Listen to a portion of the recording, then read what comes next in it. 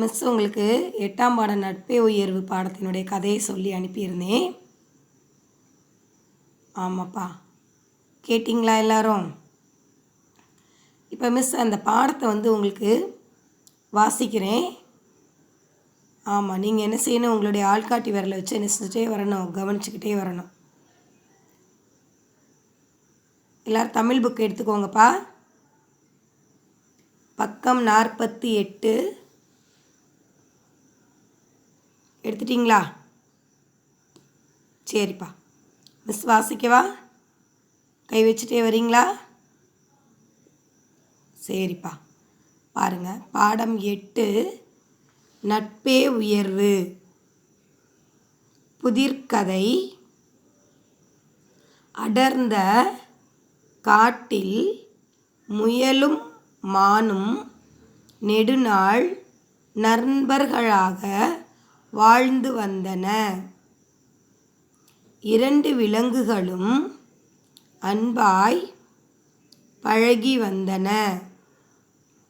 மான் பார்ப்பதற்கு அழகாக இருந்ததால் எப்படியாவது வேட்டையாட வேண்டும் என்ற எண்ணம் அங்குள்ள நரிக்கு தோன்றியது. நரி ஒரு நாள் மானிடம், நண்பனே, நீ உன் நண்பன் முயல் மீது அளவுக்கு மீறிய பாசம் வைத்துள்ளாய் என்பதை நான் அறிவேன். ஆனால் முயலோ உன்னை விட நான் தான் அழகு என்று எல்லா விலங்குகளிடமும் சொல்லிக்கொண்டு அழைகிறது. இப்போ பாருங்கள், 49ஆம் பக்கம் வாங்கப்பா. முயலிடம் தொடர்ந்து நீ நட்பு வைத்து கொண்டால் உன்னை ஏதாவது ஆபத்தில் மாட்டிவிடும் என்றது நரி. மானிற்கு நரியின் தந்திரம் புரியவில்லை. அது எப்படி என்று கேட்டது. அதற்கு நரியானது, அதோ தூரத்தில் தெரிகிற குகைக்கு முயல் உன்னை அழைத்து சென்று அங்கு வாழும் சிங்கத்திற்கு இரையாக்கிவிடும் என்று பொய் கூறியது. மானும் நரியின் சூழ்ச்சியை புரிந்து கொள்ளாமல் அதனை நம்பி நடுக்காட்டிற்குள் சென்றது. தனது நண்பனை வெகு நேரம் ஆகியும் காணவில்லையே என்று முயல் துடிதுடித்தது. காட்டிற்குள் அலைந்து திரிந்து தேட ஆரம்பித்தது. கடைசியில் நரி தந்திரமாக மானை வேட்டையாட அழைத்து சென்றதை பார்த்துவிட்டது. நரியாரே, என் நண்பனை எங்கு அழைத்துச் செல்கிறாய் என்று கேட்டது.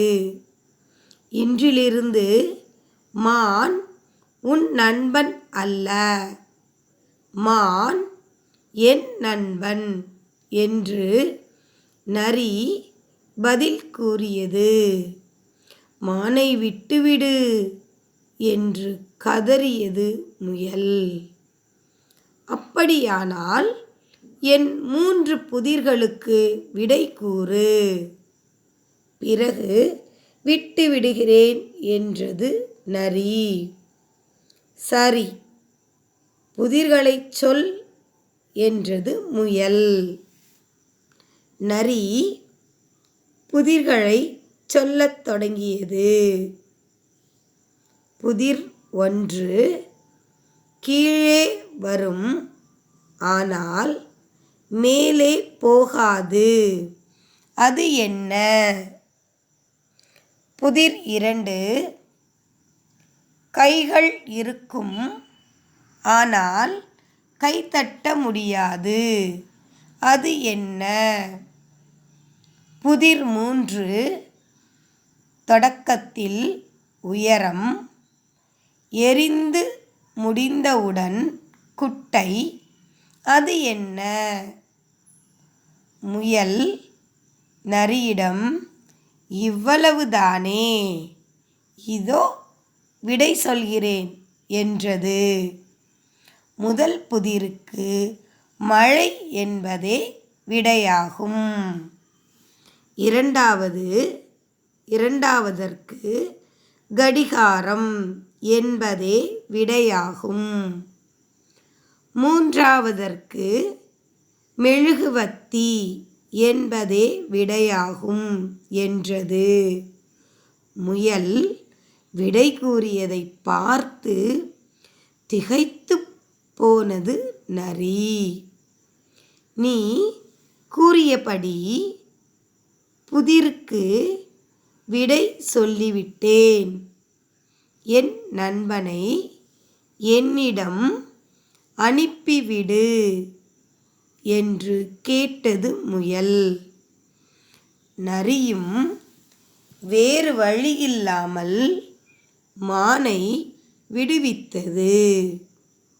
மான் மகிழ்ச்சியுடன் முயலுடன் ஒன்று சேர்ந்து வாழ்ந்தது.